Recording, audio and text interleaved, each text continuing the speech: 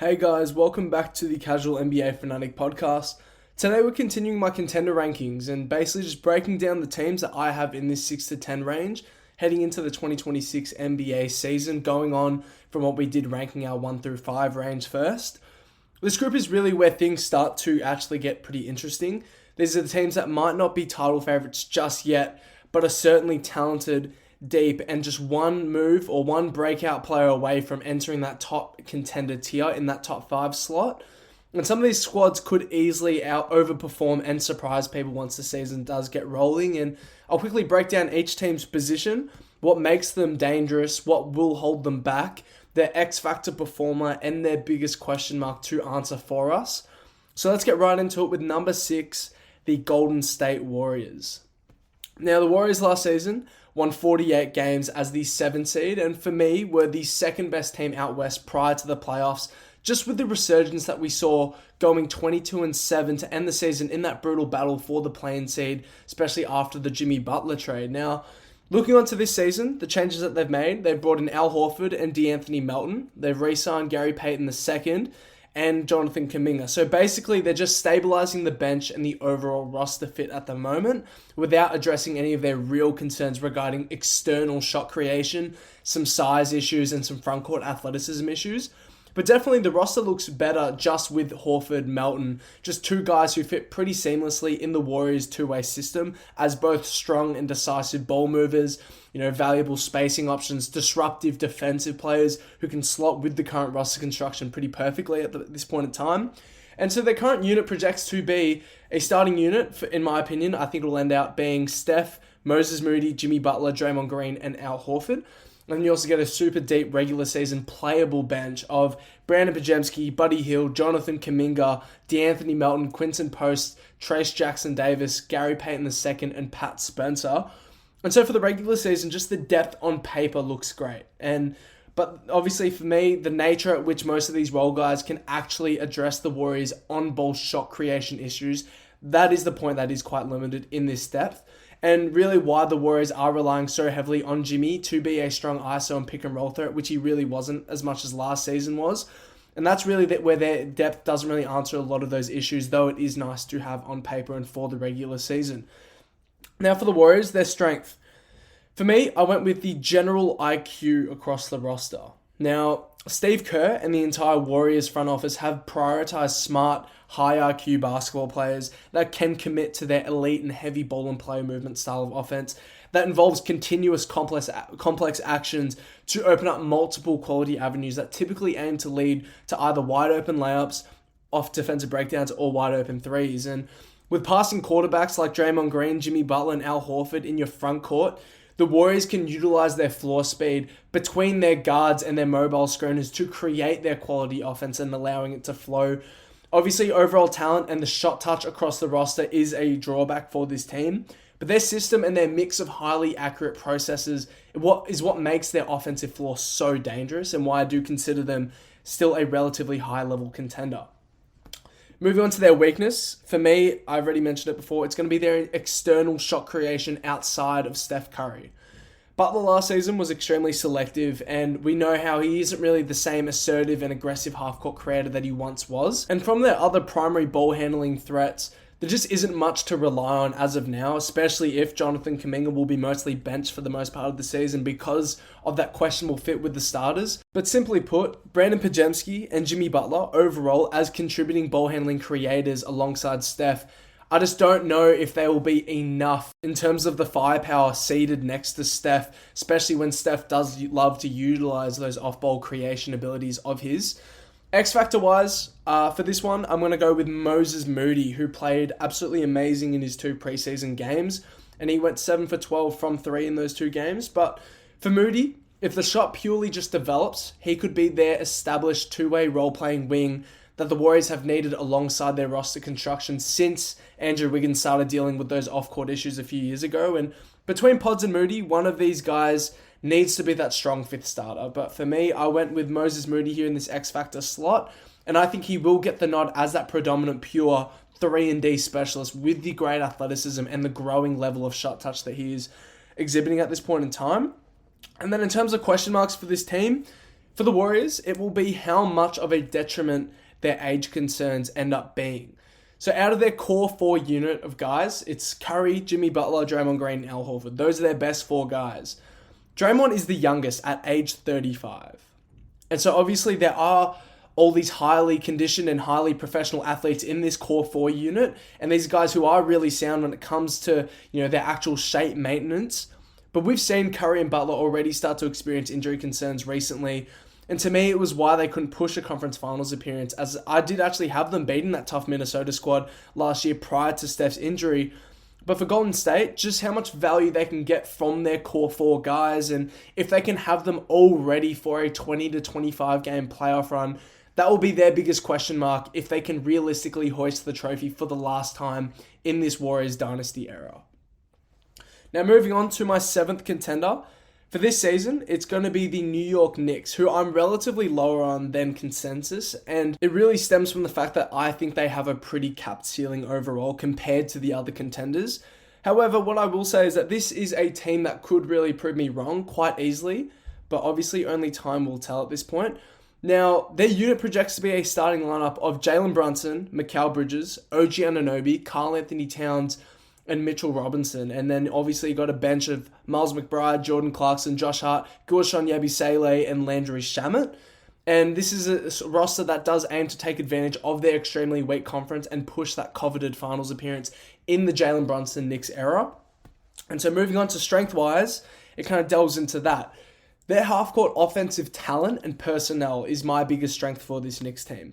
Between Brunson and Cat, that offensive pair of creation, gravity, and load carrying is absolutely insane already as it is. And Brunson is one of the best ball handling shot creators in the league. Someone who can create with extreme shot and movement diversity with this high reaction speed shot creation arsenal. And obviously Cat as well, as that second man, he's your modern day supercharged gravitational big man who brings these on and off ball perks as well. And then you get more half-court shot creation from guys like OG Anunoby and his powerful frame, and Mikal Bridges with his ability to score coming out of off-screen and handoff actions. And then off the bench as well, you're getting Jordan Clarkson, Miles McBride, Guerschon Yabusele. Not much really needs to be said, but in terms of the actual personnel for their slowed down half-court execution, their overall depth of talent is extremely strong, and why they will be a strong offense regardless of any systematic changes that they do make. Moving on to their weakness, it's the exact same. It's the defensive pairing at the tip and base between Jalen Brunson and Karl Anthony Towns. In Jalen Brunson, it's the staggering workload that he has offensively, paired with the extreme athletic limitations that come with his bulky frame, just that lack of raw lateral burst and really next to no agility on the defensive end when it comes to navigating screens comfortably. And then for Cat, it's just the awful defensive instincts, the woeful positioning, and the inability to commit to a consistent defensive game plan as the primary defensive anchor. Now with Mitchell Robinson in the lineup, Cat will naturally be compromised a lot less, but his lack of mobility and the poor perimeter fundamentals as, either someone that is over-aggressive or, poor stance structured when it comes to switching, that stuff will still make him a pretty bad liability for them, and that will need to be compensated for through stellar offensive execution, obviously. But as that 4-man as well, there still are a ton of weaknesses with Cat in that starting unit. Moving on to the X Factor, though, I think it's going to be Mikal Bridges. If New York actually can get that apex perimeter defender that Mikal Bridges was in Phoenix a few years ago, that super reliable and elite space covering screen navigator, then I think the Knicks' point of attack issues with Brunson will be heavily alleviated. And then also you talk about the offensive stuff as well, with Mike Brown in charge and with the Knicks anticipating to adopt a more holistic movement integrated offense. I just think Mikal's gravity as a movement shooter will be much more valued.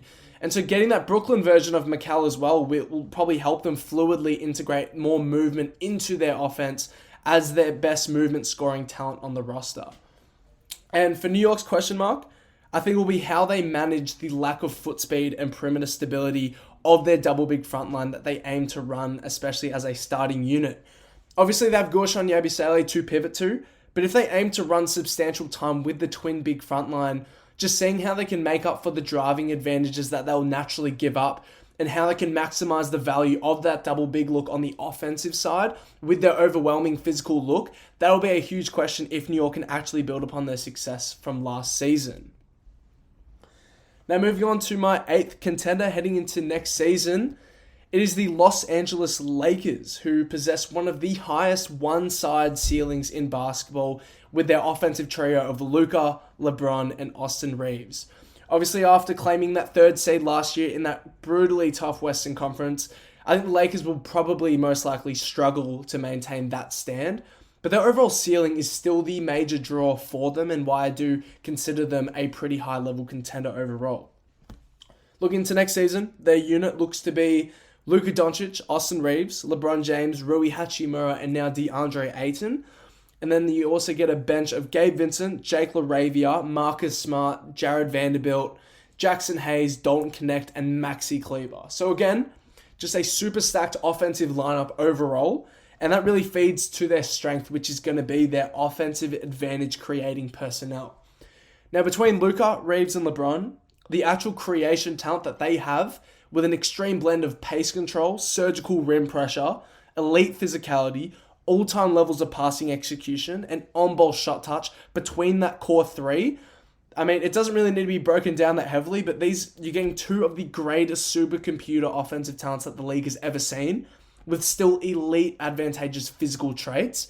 And then you just get a mini version of that in what Austin Reeves can do as that tertiary creator who still gives you 25 and 6 on 56% effective field goal percentage. And so basically, the mass shot creation never dulls in LA with these three guys who have their minutes staggered so perfectly. And so there are always two of these three supremely gifted half-court shot creators in their lineups. And in terms of the multitude of guys capable of these on-ball duties, the Lakers boast by far the best variety of half-court shot creation in the NBA. Obviously, weaknesses lay in the defense. I think everyone knows that. This is a terrible defensive personnel. Their backcourt is pretty much horrendous as it is, and we saw them get torn to shreds by Minnesota's highly athletic offense, with Reeves and Doncic basically helpless with their athletic limitations. But also their designated defensive anchor, now being DeAndre Ayton, is just another major hole in their defensive structure and maybe their biggest weak point overall. And obviously a guy like Ayton, pretty awful defensive structure and some of the worst closeout and perimeter containing that you'll find amongst centers. He's pretty lazy in his defensive stance structure as well. Like, you'll frequently see DeAndre Ayton literally just walk around in a low drop coverage, not even trying to bend his knees to get that lower center of gravity, preparing for any sort of change of direction or contesting vertically. He just simply strolls around a lot of the time. And yes, he is a strong rebounding presence with overall very strong mobility traits as it is.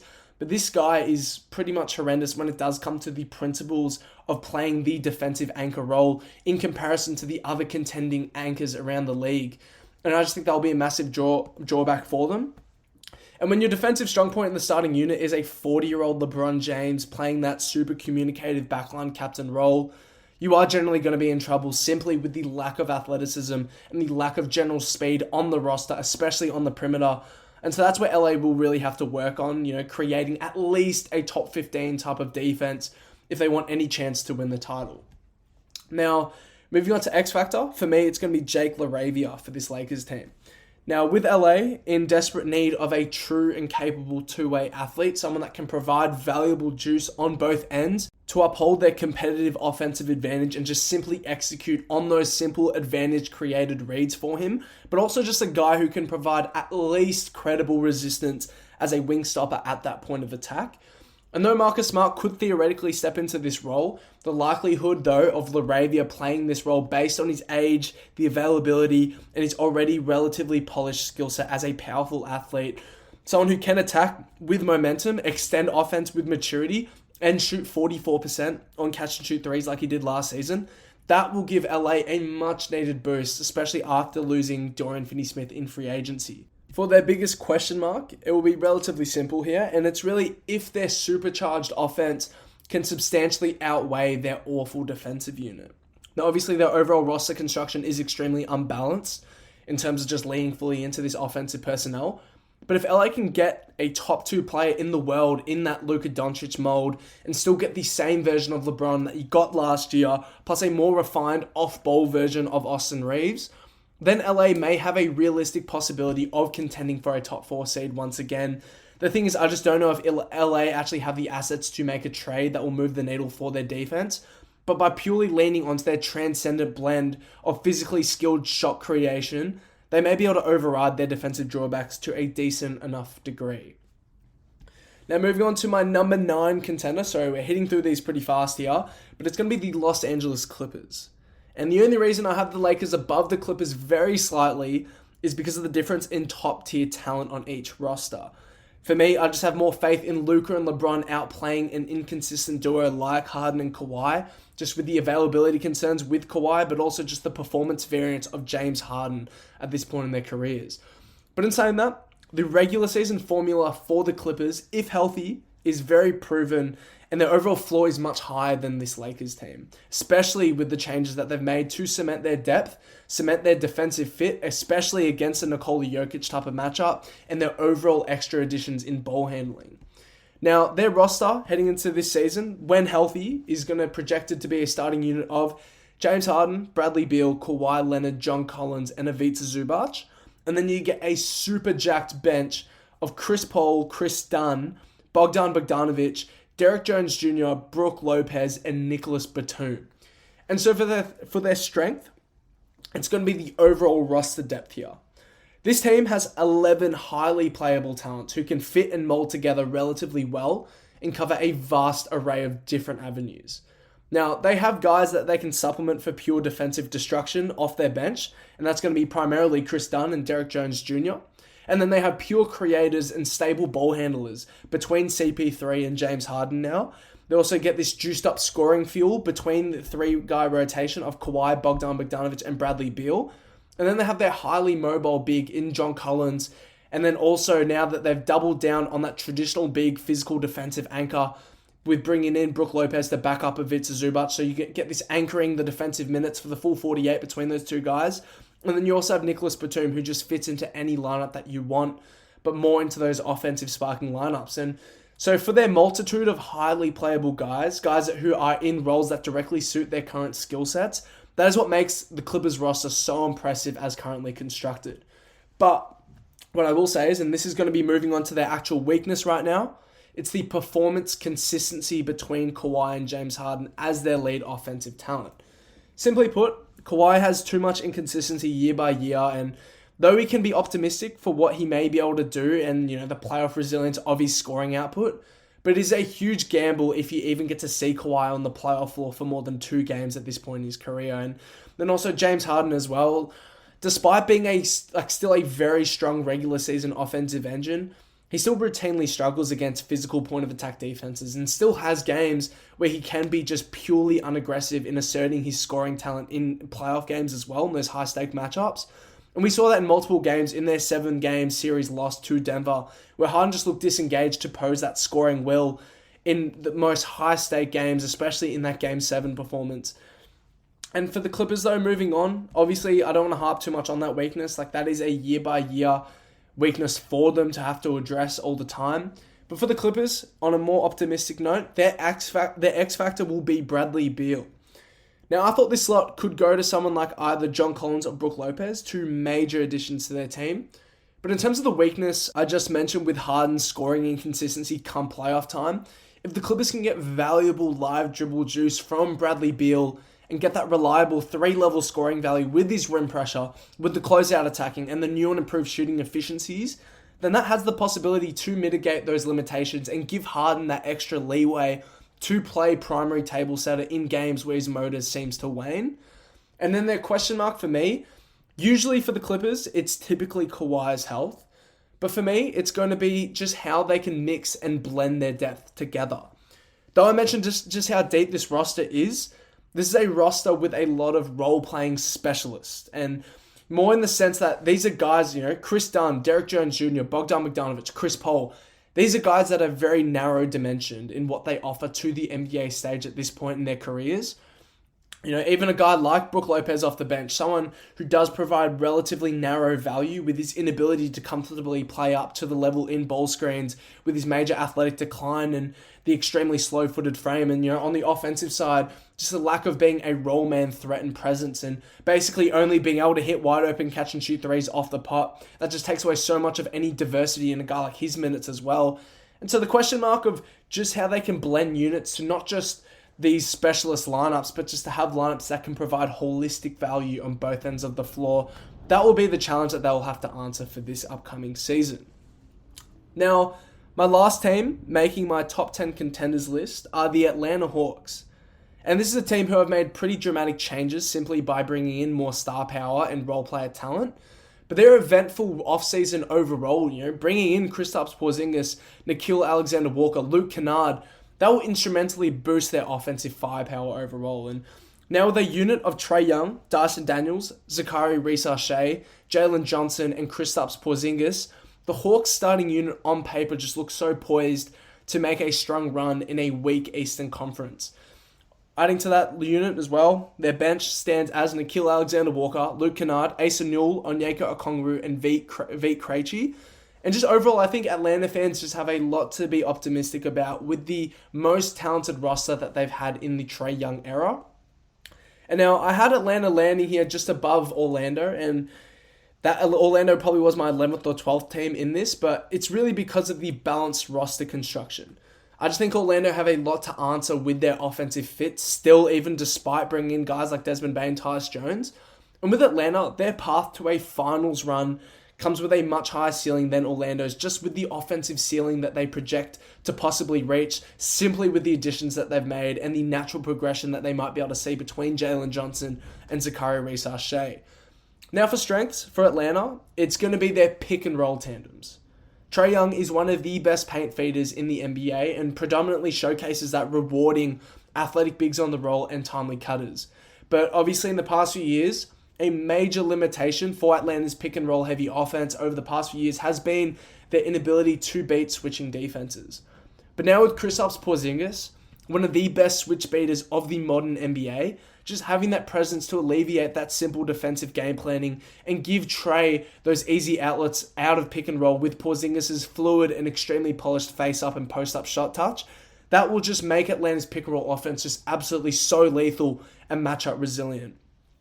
And then also adding to that, you also have those combinations with those elite athletic frontline guys like Jalen Johnson and Onyeka Okongwu, guys who are already have established chemistry with Trae and are extremely strong vertical spacing bigs. And we may even see some two-man action with guys like Luke Kennard off the bench, setting go screens and providing tons of runway room for Trae. And so just the additions in pick and roll gravity and the overall two-man diversity that they've brought in, that will instrumentally ease Trae's decision-making and just give him much more matchup resilient power with different looks that he can hunt and with the different screening partners that he does have now. But now moving on to their weakness.